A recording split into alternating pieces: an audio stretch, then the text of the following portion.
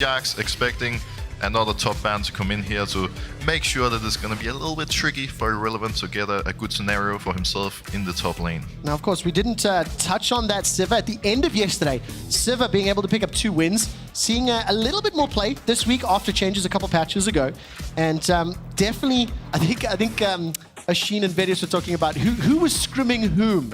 In terms of, I think it was G2 and Vitality, if I remember correctly, playing it.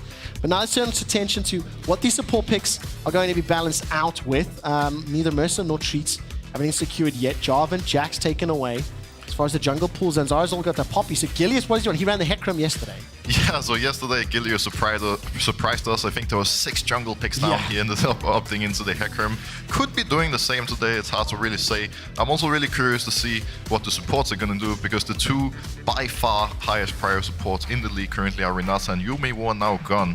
So could be an interesting jungle pick coming out, but even in the support role, we might get to see something more exciting than the typical Nautilus. Yeah, I mean, we saw Lulu yesterday with the G2 comp, the meatball up front, run in, never die.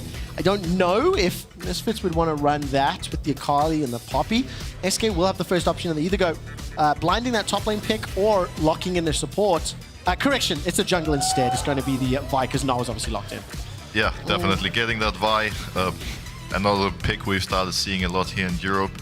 Mixed success yesterday, but overall, not the worst into the Akali in particular. I wouldn't want to play Vi into Sivir because it's fairly easy for her to handle that matchup. But into an assassin, Vi is always a great option. Now, of course, we're going to need to see Misfits coming with their responses to support as well as top lane. Looks like we get the Shyvana. Shyvana is a pick we've already seen a little bit in the league. Do you like it? Because I don't think it was very successful a week or 2 ago. Yeah, it didn't look that convincing in particular, and I feel like Shyvana is one of those champions that, you know, I can't ever figure out how to actually judge it, because it feels like it just exists in the game but rarely has the biggest of impacts. But I hope Irrelevant can actually, you know, whip out a big performance here. And of course, to close the composition out, Mercer will be locking in Leona. I'm a little shocked. This is a dramatically different draw from yesterday in terms of the Sivir, the Akali, as well as the Shyvana, because yesterday we got the Zoe in there, as well as that Zeri. And now to close it out, Treats is potentially going back to an old favorite. I think having some form of disengage, some peeling options will be good. But you know what I like about this? Tell me. Look at our comp. Look how many champions can all in. Yes. This is an all-in comp with the Zeri just sprinting around in the back line, shooting people down. I really like it. I think it makes a lot of sense picking the Alistar here with the rest of their composition. And all in all, when I look at these 2 drafts, it makes me happy because it's gonna be crazy. Yesterday's games, we had some drafts that looked relatively boring on paper, but there was craziness fights all over. Imagine the value you can get from this one. I mean, both of these teams surprised us, because both of these teams had those early game crazy moves.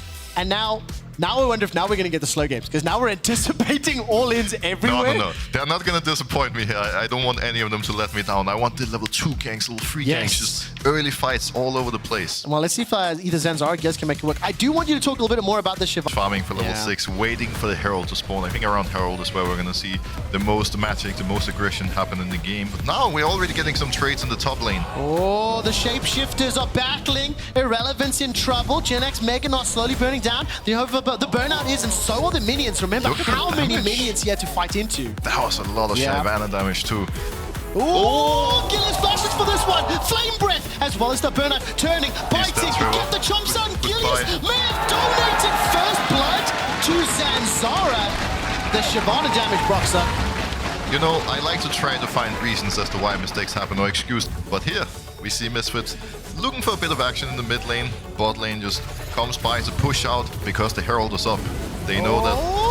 2-man knock up. Treats is the one that's in trouble now. Neon remains untouched. Vetheo gets another for Misfits. The Herald is secured as well. Vetheo with a second kill. And Surge is forced to flash for his life. I mean, SK opted into that and got obliterated. Yeah, that actually caught me a little off guard right there. That happened so quickly. Really well executed by Misfits. Confident in their engage. I was just about to say that the Misfits bot lane moving up makes so much sense with Herald being up. And they were on their way there, but actually didn't even make it to help Zanzara. And that was good on so many levels, because not only do they get the Herald, they got Vetheo rolling on their Akali. But we see it here on the way up. Treats goes for the engage. Gilius and Certus obviously follows. The Silas chain doesn't connect. And they are simply not strong enough to take this fight at this point in the game. The champion is too strong, there's too much damage. And it's also worth noting that that was the 2 carries and the support fighting against jungle, support, and mid. Yeah. That's never a fight you want, even in the early game, because Vi just doesn't deal damage. No, it's okay. When they hit tab, they look at the lead that's not only been accrued in the gold, but look at the items. Both of those players are going to find another kill to accelerate ahead. You know, I was about to answer your question and say that their communication is don't. I think it's great into Alistair, into Vi, into Gnar. The only mythic on the side of SK is in the bottom lane for Jezu. Now Sarah Certus forced to flash defensively. Mercer this time around is caught out. Will be able to flash to the blast cone and escape with his life. 3,000 gold is the advantage, okay? They really need Certus and Jezu to do well. That's really sort of your primary damage sources. You need Gnar and Vi to set them up, and Certus is low. He's pinned against the wall. His presence does not hold steadfast, but the verdict is die, die, die! 2 more for Vetheo, 1 more for Zanzara. 7-0 at 15, Roxa. At this point, I'm just standing here thinking what it's like being a player in this scenario. You're in this game that has such huge implications. So 5 Akali is an absolute god. It's a mental challenge for SK to come back, let alone, you know, finding the opportunities and actually, you know, looking for the plays. But mentally, they're gonna be a little bit in their own heads right now, and they're gonna need someone to do a great speech. And so I feel like if I don't put the percentages high enough, it's not really a cool prediction, right? Okay. It's kind of boring. So Okay. I'm gonna say 90% chance Vetheo gets a Penta. 90% for I'm Penta. going in, you know, go hard or go home. Cast a curse of note, not gonna last. I love how I say that, and the guy almost dies right That away. is literally the power of the shoutcaster Mike. Gen X gets taken out despite almost finding the kill onto Vetheo. But Berlin, I love it. But that is exactly what these teams are playing for on SK. Gonna get jumped on once again, pinned into the wall. Keeper's verdict is up. Certus not gonna be able to escape for now. Treats by some time. Unbreakable Will is up. Dragons descend forward. Neon gets the first, gets the second, gets the tower. Shelly's not done. Charge, charge, charge. And they're gonna keep pushing. Does Shelly get a third?